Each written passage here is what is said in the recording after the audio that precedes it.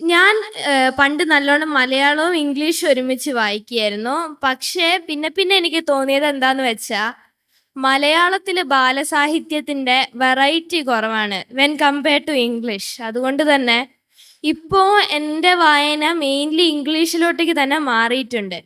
അപ്പോ മലയാള ബാലസാഹിത്യം കുറച്ചും കൂടെ വൈഡ് സ്പ്രെഡ് ആക്കണം. അതിലെ ജോൺറസ് കുറച്ചും കൂടെ നന്നാക്കണം എന്നുള്ളതിന്റെ സാറിന്റെ അഭിപ്രായം എന്താണ്?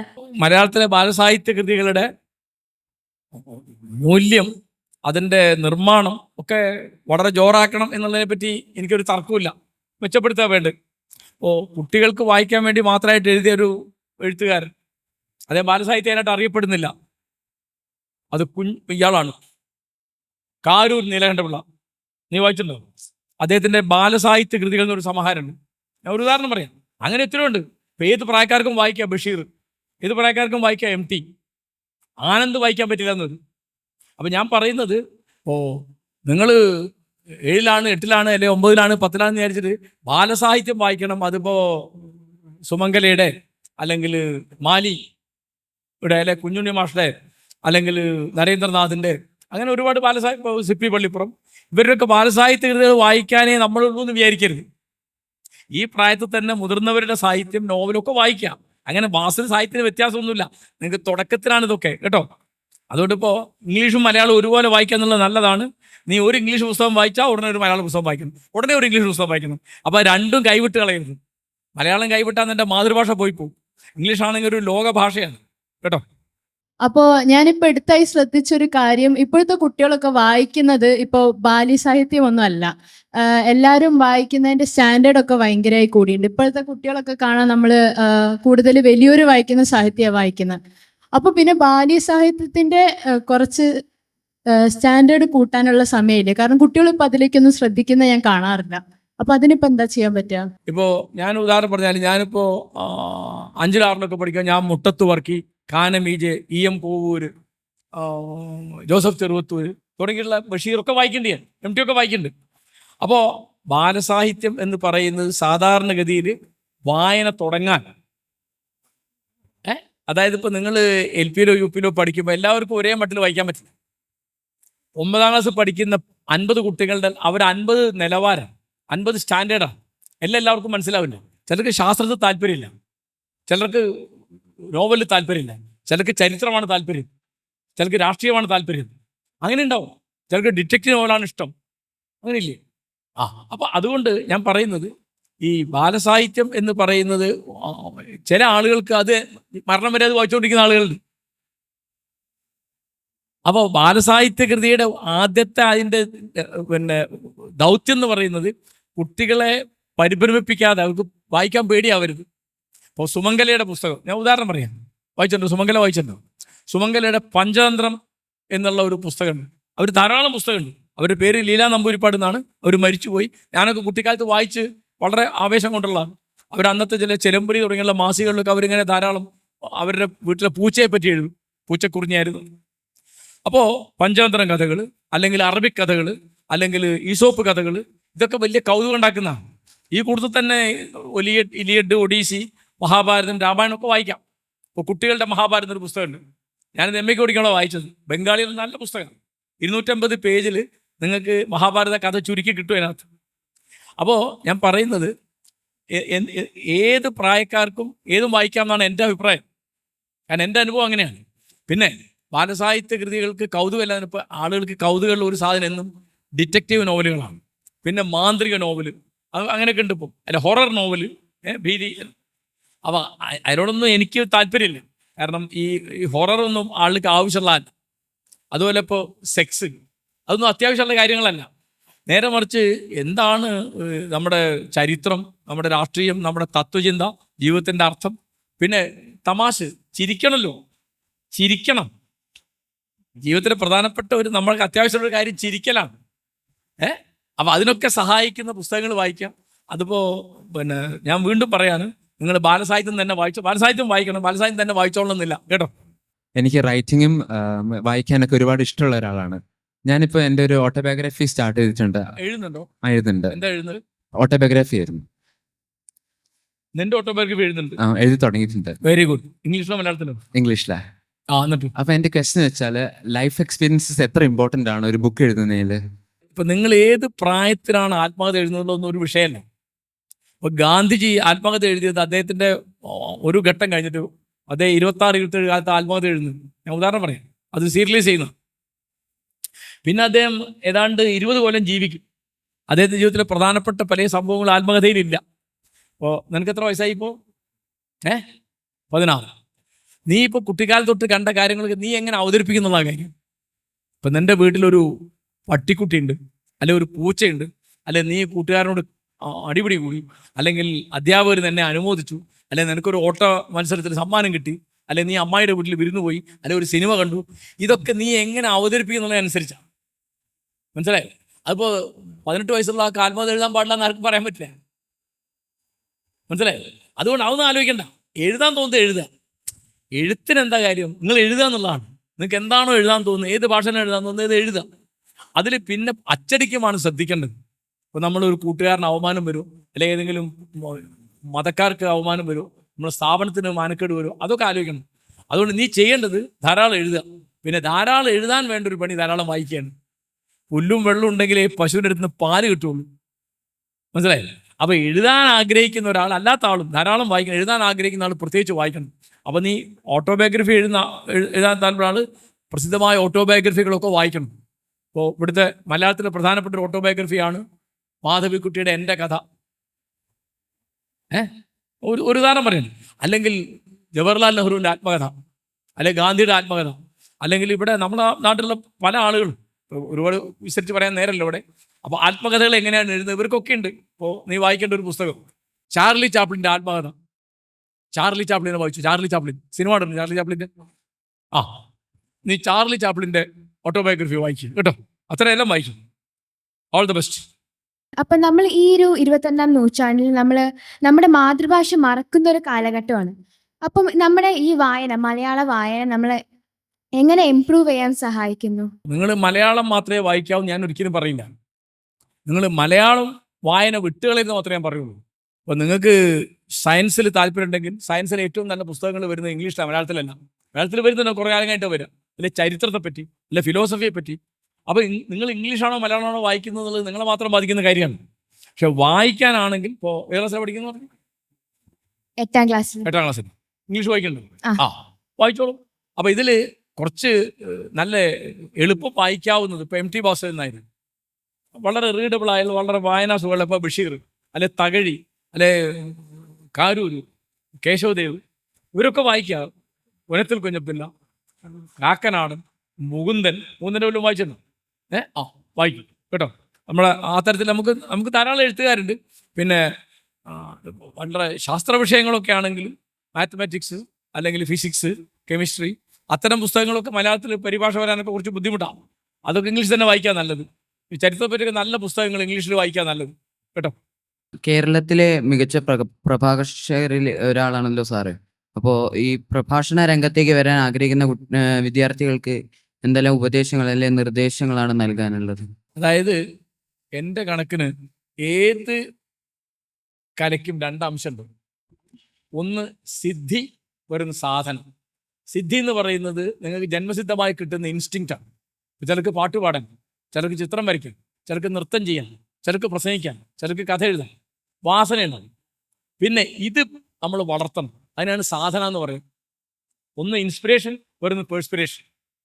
അപ്പോൾ തനിക്ക് പ്രസംഗിക്കാൻ വാസനയുണ്ടെന്ന് തോന്നുന്നുണ്ടെങ്കിൽ താൻ ആദ്യം ചെയ്യേണ്ടത് ധാരാളം പ്രസംഗങ്ങൾ കേൾക്കണം. പുസ്തകം വായിക്കുന്നതിനേക്കാൾ പ്രധാനം പ്രസംഗങ്ങൾ കേൾക്കുക.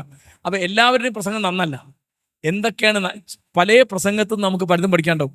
ഒരു നല്ല പ്രസംഗത്തിൽ നിന്ന് എങ്ങനെ നന്നായി പ്രസംഗിക്കണം എന്ന് പഠിക്കാം. ഒരു ചീത്ത പ്രസംഗത്തിൽ നിന്ന് എങ്ങനെ ചീത്തയായി പ്രസംഗിക്കാമെന്ന് പഠിക്കാം. എങ്ങനെ പ്രസംഗിക്കരുതെന്ന് പഠിക്കാം. ഇപ്പം തനിക്ക് സൗകര്യം എന്ന് വെച്ചാൽ യൂട്യൂബിൽ ഇതൊക്കെ അവൈലബിളാണ്. അപ്പോൾ വലിയൊരു പ്രഭാഷകൻ്റെ പേര് ഞാൻ പറഞ്ഞുതരാം. Winston Churchill. ആരത്? ബ്രിട്ടീഷ് പ്രധാനമന്ത്രിയായിരുന്നു. 1ാം തരം പ്രസംഗക്കാരൻ. അദ്ദേഹത്തിൻ്റെ പ്രസംഗത്തെ പറ്റിയുള്ള കഥ 2ാം ലോകമഹായുദ്ധം ജയിച്ചത് ബുള്ളറ്റ് കൊണ്ടല്ല, ചർച്ചിലിൻ്റെ പ്രസംഗം കൊണ്ടാണെന്നാണ്. കാരണം അദ്ദേഹം റേഡിയോയിൽ പ്രസംഗിക്കുന്നത് യുദ്ധമുന്നണിയിലുള്ള പട്ടാളക്കാർ കേൾക്കും, അവരെ ഉശിരി പിടിപ്പിക്കാൻ വേണ്ടിയിട്ട്. പിന്നെ പഴയ ഒരു പ്രസംഗക്കാരൻ്റെ പേര് ഞാൻ പറയാം. ജൂലിയസ് സീസർ എന്ന് നീ കേട്ടിരുന്നു? കേട്ടിട്ടുണ്ടോ? ആരാത്? റോമന്റെ അധിപതിയായിരുന്നു. അദ്ദേഹത്തെ കൊന്നു. ആര്? അദ്ദേഹത്തിന്റെ സുഹൃത്തുക്കള് ബ്രൂട്ടസും കാഷ്യസും ഒക്കെ കൂടിയിട്ട്. ആ രംഗത്തേക്ക് വന്നിട്ട് സംസാരിക്കുന്നുണ്ട് അന്നത്തെ ഏറ്റവും വലിയ പ്രഭാഷകൻ മാർക്ക് ആന്റണി. എന്താ പേര്? മാർക്ക് ആന്റണി. ചരിത്രത്തിന്റെ വലിയ പ്രഭാഷകനാണ്. ആര്? മാർക്ക് ആന്റണി. നീ ഇന്ന് ഗൂഗിള് ചാറ്റ് ജിപിടിയിലൊക്കെ നോക്കണം മാർക്ക് ആന്റണി ആരാണ് കേട്ടോ. അദ്ദേഹത്തിന്റെ പ്രസംഗം ഷേക്സ്പിയറിന്റെ ജൂലിയസ് സീസർ എന്നുള്ള നാടകത്തിലെ സാധനം ഇപ്പോൾ എത്രയെങ്കിലും ആളുകൾ അവതരിപ്പിച്ചത് യൂട്യൂബിലുണ്ട്. അത് മലയാളത്തിൽ സുകുമാർ അഴീക്കോട്, അങ്ങനെ എത്ര ആളുകൾ മലയാളത്തിൽ ഇപ്പോൾ മന്മഥൻ, സുകുമാർ അഴീക്കോട്, MK സാനു, ഒരുപടി PK ബാലകൃഷ്ണൻ, K ബാലകൃഷ്ണൻ, ഒരുപടി പ്രഭാഷകർ. അപ്പം ഞാൻ കുട്ടിക്കാലത്ത് ചെയ്തത് കഴിയുന്നത്ര ആളുകളുടെ പ്രസംഗം കേൾക്കുകയാണ്. അപ്പോൾ ഞാൻ കേട്ട പ്രസംഗക്കാരുടെ പേര് പറഞ്ഞാൽ താൻ വിശ്വസിക്കില്ല. ഞാൻ ഖാൻ അബ്ദുൽ ഗാഫർ ഖാൻ്റെ പ്രസംഗം കേട്ടിട്ടുണ്ട്. ആരാത് ഖാൻ അബ്ദുൽ ഗാഫർ ഖാൻ? ഇന്ദിരാഗാന്ധിയുടെ പ്രസംഗം കേട്ടിട്ടുണ്ട്. മൊറാർജിയുടെ പ്രസംഗം കേട്ടിട്ടുണ്ട്. മധുലിമായി വലിയ പ്രഭാഷകനെ കേട്ടിട്ടുണ്ട്. അങ്ങനെ കേരളത്തിലെ പ്രധാനപ്പെട്ട മിക്ക ആളുടെ പ്രസംഗം ഞാൻ പോയി കേട്ടിട്ടുണ്ട്. K ബാലകൃഷ്ണൻ കേൾക്കാൻ പറ്റിയില്ല. പിന്നെ അതുപോലെ എനിക്ക് മിസ് ചെയ്ത് ജോർജ് ഫെർണാണ്ടസ് വലിയ പ്രഭാഷകനായിരുന്നു. അപ്പോൾ താൻ ചെയ്യേണ്ടത് പ്രഭാഷണങ്ങൾ കേൾക്കുക, പ്രഭാഷകന്മാരെ പറ്റി വായിക്കുക. ചർച്ചിലിനെ പറ്റി പുസ്തകം ഉണ്ടാവും, സുകുമാർ അഴീക്കോടിന് ഒരു പുസ്തകം ഉണ്ടാവും കേട്ടോ. അത് തൻ്റെ ഒരു വഴിയാണ് തിരഞ്ഞെടുക്കും. തൻ്റെ എക്സ്പ്രഷൻ്റെ വഴിയാണ് പ്രഭാഷണം നിർത്താൻ. പിന്നെ കൂട്ടുകാരെന്ത് പറയും, നാട്ടുകാരെന്ത് പറയും, മാഷന്മാരെന്തും താൻ നോക്കണ്ട. തൻ്റെ പണി എന്താണ്? തൻ്റെ ഉള്ളിലെ കഴിവ് വളർത്തുക. അത് ഒറ്റയ്ക്കുള്ളൊരു പണിയാണ് കേട്ടോ. അപ്പം ഇപ്പോഴത്തെ പുതിയ തലമുറ കൂടുതലും വായിക്കുന്നത് ഇപ്പോഴത്തെ എഴുത്തുകാരുടെ പുസ്തകങ്ങളാണ്. അപ്പോൾ പണ്ടത്തെ എഴുത്തുകാരെയും MT വാസുദേവൻ അവരൊക്കെ മറക്കുകയാണ് ചെയ്യുന്നത്. അപ്പൊ അതിനെക്കുറിച്ച് എന്താണ് സാറിന്റെ അഭിപ്രായം? അതെന്താ വെച്ചാല് ഇപ്പം ഓരോ തലമുറയ്ക്ക് അതിൻ്റെ അഭിരുചിയുണ്ട്. ഇപ്പം ഞങ്ങളുടെ കാലത്ത് ആധുനികത വന്ന കാലമാണ്. അന്ന് ഞങ്ങൾക്ക് OV വിജയൻ, ആനന്ദ്, മാധവിക്കുട്ടി, കാക്കനാടൻ, പുനത്തിൽ കുഞ്ഞബ്ദുല്ല, മുകുന്ദൻ, MP നാരായണപിള്ള, ഇതൊക്കെ ഞങ്ങൾക്ക് വലിയ ഭ്രമമായിരുന്നു. ഓരോ കാലത്തിൻ്റെ ഭ്രമങ്ങൾ ഉണ്ടാവും. അത് സാരില്ല, അതിപ്പോൾ അവർ ഇഷ്ടമാണ്, അത് വായിക്കട്ടെ. പക്ഷെ അവർ അത് മാത്രം വായിച്ചാൽ പോരാ. നമ്മൾ പറയും അത് വായിക്കരുതെന്നല്ല പറയേണ്ടത്. അത് മാത്രം വായിച്ചാൽ പോരാ. വേറെയുണ്ട്. തകഴി എഴുതിയ ഭാഷ ഇത്, എടശ്ശേരി എഴുതിയ ഭാഷയാണ്, വൈലോപ്പള്ളി എഴുതിയ ഭാഷയാണ്, കുഞ്ഞിരാമൻ നായരുടെ ഭാഷയാണ്, G ശങ്കരക്കുറുപ്പിൻ്റെ ഭാഷയാണ്. അപ്പോൾ അതും വായിക്കണം. ബഷീർ വായിക്കണം, MT വായിക്കണം, ഇതൊക്കെ വായിക്കണം. അപ്പം പുതിയ കാലത്തെ കഥകൾ വായിക്കാൻ അവർക്ക് കൗതുകം, അവർ വായിച്ചോട്ടെന്നേ. ഇപ്പം ഞങ്ങളുടെ അധ്യാപകരൊക്കെ വലിയ ബഹളമായിരുന്നു. കാരണം OV വിജയൻ നല്ല എഴുത്തുകാരനല്ലാന്ന് ഞങ്ങളുടെ അധ്യാപകർക്ക് അഭിപ്രായം. ഞങ്ങൾ അധ്യാപകരോട് ലഹള കൂടും. അപ്പോൾ ഇന്നത്തെ ചെറുപ്പക്കാർ ഞങ്ങളോട് ലഹള കൂടും. ഒരു തലമുറ ഇങ്ങനെ പോവല്ലേ. അപ്പോൾ അവരോട് അത് വായിക്കരുതെന്ന് ഒരിക്കലും പറയും. അത് വായിക്കൂ. ആ കൂട്ടത്തിൽ നിങ്ങൾ MT വാസുദേവൻ നായർ വായിക്കൂ, അല്ലെ T പത്മനാഭൻ വായിക്കൂ, അല്ലെ മാധവിക്കുട്ടി വായിക്കൂ, M മുകുന്ദൻ വായിക്കൂ എന്ന് പറയാം കേട്ടോ. ഒന്നും നമ്മൾ തള്ളിക്കളയണ്ട. എൻ്റെ ചോദ്യം ഇതാണ്, ഈ കാലഘട്ടത്തിലെ കുട്ടികൾ കൂടുതൽ ഡിപ്പെൻഡ് ചെയ്യുന്നത് സോഷ്യൽ മീഡിയയിലാണ്. ചിലർ ഈ കാലഘട്ടത്തിൽ വായനക്കാർ വളരെ കുറവാണ് കുട്ടികളിൽ. അപ്പം അതിനെ കുറിച്ചുള്ള സാറിന്റെ അഭിപ്രായം എന്താണ്? ഒരു ആപത്താണ് എന്ന് പറയാൻ ഞാനില്ല. അതിൻ്റെ അമിതമായ ഉപയോഗം ആപത്താണ്. അമിതമായി ഊണ് കഴിച്ചാലും ആപത്താണ്, അമിതമായി പഞ്ചസാര കഴിച്ചാലും ആപത്താണ്. സർവത്ര വർജയേ എന്ന് സംസ്കൃതത്തിൽ പറയും. എന്നുള്ളത്, അധികം എന്നുള്ളത് എപ്പോഴും വർജിക്കേണ്ടതാണ്. അപ്പോൾ കുട്ടികൾ സോഷ്യൽ മീഡിയ ഉപയോഗിക്കുന്നതിന് നിയന്ത്രണം വേണം. പിന്നെ അതിലും ആൾക്കാർ വായിക്കുന്നുണ്ട്. ഇപ്പോൾ കിൻഡിൽ എന്നുണ്ടാകുന്ന നിനക്ക് അറിയില്ലേ? വായിക്കുന്നുണ്ട്. പുസ്തകം വായിച്ചോളുന്നില്ല, കിൻഡിൽ വായിച്ചാലും മതി. അപ്പോൾ സോഷ്യൽ മീഡിയയുടെ അമിതമായ ഉപയോഗത്തെ പറ്റി നമ്മൾ വാൺ ചെയ്യണം. പിന്നെ അതിൽ നിങ്ങൾ എപ്പോഴും പുതിയ കാര്യങ്ങൾ ഇപ്പോൾ അതൊക്കെ അതിനകത്താണ് വരുന്നത്. ഇപ്പോൾ ചാറ്റ് GPT എന്ന് പറഞ്ഞാൽ ചെറിയ സംഗതി ഒന്നും അല്ലല്ലോ, മനസ്സിലായോ? അത് നിങ്ങൾ ഉപയോഗിക്കേണ്ടതായിട്ട് പറയാൻ പറ്റും. ഇപ്പം നിങ്ങൾ എൻസൈക്ലോപീഡിയ നോക്കേണ്ട ആവശ്യം വരില്ല, അതുണ്ടായാൽ മതി. നിനക്കത് ഉപയോഗിക്കാൻ അറിഞ്ഞൂടെ? അപ്പോൾ ഞാൻ പറഞ്ഞത് അതൊക്കെ അതിന് അഡിക്റ്റ് ആവാതെ, അതിന് അടിമയാവാതെ, അതിന് വിധേയമാകാതെ അത് നമ്മളെ ഉപയോഗിക്കുന്നതിന് പകരം നമ്മൾ അതിനെ ഉപയോഗിക്കുക. അപ്പം എന്താ ഉണ്ടാവണേ? നമ്മൾ സോഷ്യൽ മീഡിയയിൽ എത്ര നേരം ഇരിക്കുന്നു, അപ്പോഴൊക്കെ അതിൻ്റെ മുതലാളിക്ക് പൈസ കൂടുക. നമ്മൾ അവർക്ക് വേണ്ടിയാണ് ജോലി ചെയ്യുന്നത്. നമ്മളിങ്ങനെ റീൽസ് കാണുന്നു. അപ്പോൾ എന്തുണ്ടാവണം? ഈ യൂട്യൂബിലെയും വാട്സാപ്പിലെയും ഫേസ്ബുക്കിലെയും ഒക്കെ മുതലാളിമാരില്ലേ, അവർക്ക് കോടികൾ ഇങ്ങനെ വരികയാണ്. അത് അനേകായിരം കോടി ആളുകളുള്ള ഒരു വലിയ സാമ്രാജ്യമാണത്. അപ്പോൾ അത് നമ്മൾ കരുതി ഉപയോഗിക്കുക. അത് ഉപയോഗിക്കണമെന്ന് പറയാൻ പറ്റില്ല, പറഞ്ഞിട്ട് കാര്യമില്ല. അപ്പം നിന്നോട് പറഞ്ഞിട്ട് കാര്യമുണ്ടോ എനിക്കറിയാലോ. അത് നിയന്ത്രിക്കണം. എൻ്റെ സംശയം വെച്ചാൽ ഈ മലയാളവും ഇംഗ്ലീഷും റീഡ് ചെയ്യുമ്പോൾ നമുക്ക് എന്തൊക്കെ പ്രയോജനങ്ങൾ കിട്ടും? ഒന്ന്, നമ്മുടെ അറിവ് വർദ്ധിക്കും. ഉറപ്പല്ലേ? നമുക്കിപ്പോൾ ആഫ്രിക്കൻ കാടുകളെ പറ്റി ഒരു നോവൽ വായിച്ചു, അല്ലെങ്കിൽ ഒരു കഥ വായിച്ചു, അല്ലെങ്കിൽ ഒരു ലേഖനം വായിച്ചു. അപ്പോൾ അറിവ് വർദ്ധിക്കുക എന്നുള്ളത് വളരെ പ്രധാനപ്പെട്ട ഒരു കാര്യമാണ്. പിന്നെ നമ്മുടെ ചിന്ത വർദ്ധിക്കും, പിന്നെ നമ്മുടെ ഭാവന വളരും. അതൊക്കെ വളരാൻ വായന വേണം. നമ്മൾ ഊണ് കഴിക്കുമ്പോൾ ഒരു അത്യാവശ്യമുള്ള കാര്യം അത്. നമ്മുടെ ഏറ്റവും പ്രധാനപ്പെട്ട അവയവം തലച്ചോറാണ്, അല്ലാതെ വയറല്ല. റൈറ്റ്? ക്ലിയർ? കാര്യം മനസ്സിലായോ? നമുക്ക് അറിവ് വർദ്ധിക്കണമെങ്കിലും ചിന്ത വളരണമെങ്കിലും ഭാവന വികസിക്കണമെങ്കിലും ഒക്കെ നമുക്ക് പുസ്തകം വായിക്കണം. അപ്പോൾ നമുക്ക് വൈലോപ്പിള്ളിയുടെ ഒരു ഭാവന, അല്ലെങ്കിൽ ശങ്കരക്കുറുപ്പിൻ്റെ ഒരു ഭാവന, അല്ലെങ്കിൽ ബഷീറിൻ്റെ ഒരു ഭാവന, അല്ലെങ്കിൽ MT യുടെ ഒരു ഭാവന, ഒരു സങ്കല്പം, അത് നമുക്ക് കിട്ടുമ്പോൾ നമ്മുടെ കൂട്ടത്തിൽ, നമ്മുടെ ഉള്ളിൽ നമ്മുടേത് വേറെ ഉണർന്നു വരും. റൈറ്റ്? സാറിന്റെ കഴിഞ്ഞ പ്രഭാഷണം കേട്ടപ്പോൾ എനിക്ക് മനസ്സിലായത് സാറിന് കുറെ മതപരമായിട്ടുള്ള എതിർപ്പുകളുണ്ട് ഈ സതി അങ്ങനത്തെ കാര്യങ്ങളോടൊക്കെ. അപ്പോ സാറിന് ഈ സമൂഹം എങ്ങനെയാണ് ട്രീറ്റ് ചെയ്യുന്നത്? അങ്ങനെ അതൊക്കെ പൊക്കി പിടിച്ച് നടക്കുന്ന കുറെ ആൾക്കാരുണ്ടാവില്ലേ? ഒരാൾ നടത്തിയ ഒരു പ്രതികരണം ഞാൻ പറഞ്ഞില്ലേ, അവർ തെറി പറയും. ഇപ്പം അവർക്ക് അടിക്കാൻ പറ്റുക, അവർ അടിക്കാൻ പറ്റാത്തതുകൊണ്ടാണ്. കൊല്ലാൻ പറ്റിയ കൊല്ലും. കാരണം എൻ്റെ കൂട്ടുകാരനായിരുന്നു ഈ ചേകനൂർ മൗലവി, അദ്ദേഹത്തെ അവർ കൊന്നു കളഞ്ഞു. മനസ്സിലായില്ലേ? അപ്പം നിങ്ങൾ ഇതൊന്നും പരിഭ്രമിച്ചിട്ട് നിങ്ങൾക്ക് ഒരു പണി എടുക്കാൻ പറ്റില്ല. നിങ്ങൾ ഒന്നുകിൽ ഇതിനെപ്പറ്റി മിണ്ടാതിരിക്കുക, അല്ലെങ്കിൽ പറയാനുള്ളത് പറയാം. അതിൻ്റെ ഇടയ്ക്ക് സ്പേസ് ഇല്ല. നിങ്ങൾ നാട്ടിലൊരു അന്യായം കണ്ടിട്ട്, ഒരു അധർമ്മം കണ്ടിട്ട്, ഒരു അപജയം കണ്ടിട്ട്, ഒരു അനീതി കണ്ടിട്ട് നിങ്ങൾ മിണ്ടാതിരിക്കുക എന്ന് പറഞ്ഞാൽ പിന്നെ നിങ്ങളൊന്നിനും കൊള്ളില്ല. റൈറ്റ്? പിന്നെ നിങ്ങൾ മിണ്ടിയാൽ നിങ്ങൾക്ക് പലതും നഷ്ടം വരും. നിങ്ങൾക്ക് കിട്ടാവുന്ന സ്ഥാനമാനങ്ങളോ പുരസ്കാരങ്ങളോ സമ്മാനങ്ങളോ സൗജന്യങ്ങളോ സൽക്കാരങ്ങളോ ഒക്കെ നഷ്ടം വരും. അത് നഷ്ടമാണെന്ന് വിചാരിച്ചാൽ പിന്നെ നിങ്ങൾക്ക് മിണ്ടാൻ പറ്റില്ല. റൈറ്റ്? പക്ഷേ ലോകം മാറുന്നത് ഈ സമ്മാനം വാങ്ങാൻ നടക്കുന്ന ആളെ കൊണ്ടല്ല, മറ്റവരെ കൊണ്ടാണ്. ഇപ്പോൾ 2500 കൊല്ലം മുമ്പ് ഇന്ത്യയിൽ എത്രയോ രാജാക്കന്മാരുണ്ടായിരുന്നു. അവരാരെ പറ്റി നിനക്കും അറിഞ്ഞൂടാ, എനിക്കും അറിഞ്ഞൂടാ. ശ്രീബുദ്ധനെ പറ്റി നിനക്കറിയാം. എന്താ കാരണം? കപിലവസ്തുവിലെ ശുദ്ധോദന മഹാരാജാവിൻ്റെ പുത്രനായത്. രാജകുമാരനാവുമ്പോൾ 10-23 വയസ്സിൽ അദ്ദേഹം കൊട്ടാരം ഉപേക്ഷിച്ച് പോവാണ് അർദ്ധരാത്രി. എന്നിട്ട് ഭിക്ഷുവായിട്ട് ജീവിക്കും. ആ മഹാരാജാക്കന്മാർക്ക് അവിടെ പോയി, ആ ചക്രവർത്തിമാർക്ക് അവിടെ പോയി. കണ്ടോ? അവൻ ബാക്കിയായി. ഗാന്ധിയെ അദ്ദേഹത്തിൻ്റെ കുടുംബം ലണ്ടനിൽ അയച്ച് ബാരിസ്റ്റർ പരീക്ഷയ്ക്ക് പഠിപ്പിച്ചത് എന്തിനാണെന്നറിയാം? അദ്ദേഹത്തിൻ്റെ അച്ഛൻ അവിടെ പ്രധാനമന്ത്രിയായിരുന്നു. ഗാന്ധിയുടെ അച്ഛൻ്റെ പേരെന്താ? കാബ ഗാന്ധി. മോഹൻദാസ് ഇദ്ദേഹത്തിൻ്റെ പേരാണ്. കർമ്മേന്ദ്രൻ എന്ന അച്ഛൻ്റെ പേര്. അച്ഛനെ വിളിക്കുന്നത് കാബ ഗാന്ധി എന്നാണ്. അദ്ദേഹത്തിൻ്റെ കാലം കഴിഞ്ഞാൽ, അദ്ദേഹം മരിച്ചിട്ടാണ് ഇയാൾ പോകുന്നത്. അവിടെ ദിവാനാൻ വേണ്ടിയാണ് ഇയാളെ പഠിപ്പിച്ചത്. ഗാന്ധി രാജാധിപത്യത്തിനെതിരായിട്ടൊരു ആളായിട്ട് മാറി. ഒരു പഞ്ചായത്ത് മെമ്പർ പോലും ആയില്ല. ഉണ്ടോ? ഇന്ന് ലോകം ഭരിക്കുന്നത് 3-4 പേരാ. ഒരുത്തൻ്റെ പേര് സോക്രട്ടീസ്, 10 പൈസ കയ്യിലില്ല. വേറെ ഒരുത്തൻ്റെ പേര് ശ്രീബുദ്ധൻ. വേറെ ഒരുത്തൻ്റെ പേര് യേശുക്രിസ്തു. വേറെ ഒരുത്തൻ്റെ പേര് മഹാത്മാഗാന്ധി. കണ്ടോ? ഈ ചക്രവർത്തിമാർക്ക് അവിടെ പോയി. ഇന്നിപ്പോൾ ഞാൻ നിനക്കൊരു ഉദാഹരണം പറഞ്ഞു. ആരാണ് അഗസ്റ്റസ് സീസർ? അഗസ്റ്റസ് സീസർ ആരാ? നീ കേട്ടില്ല? ജൂലിയസ് സീസറുടെ കാലത്തിന് ശേഷം അദ്ദേഹത്തിൻ്റെ ഒരു കസിന അവിടെ റോമ ഭരിച്ച ആളാണ് ആര്? Augustus Caesar. ആ കാലത്താണ് ക്രിസ്തുവിനെ പ്രസവിക്കുന്നത്. ഇന്ന് ചരിത്രത്തിൽ അഗസ്റ്റസ് സീസറുടെ സ്ഥാനം ക്രിസ്തു പിറക്കുന്ന കാലത്ത് റോമാധിപതിയായിരുന്നു.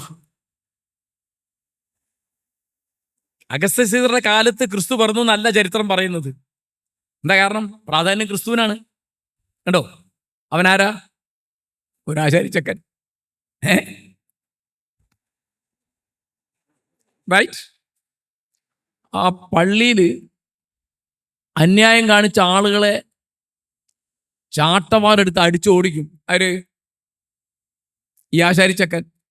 റൈറ്റ്?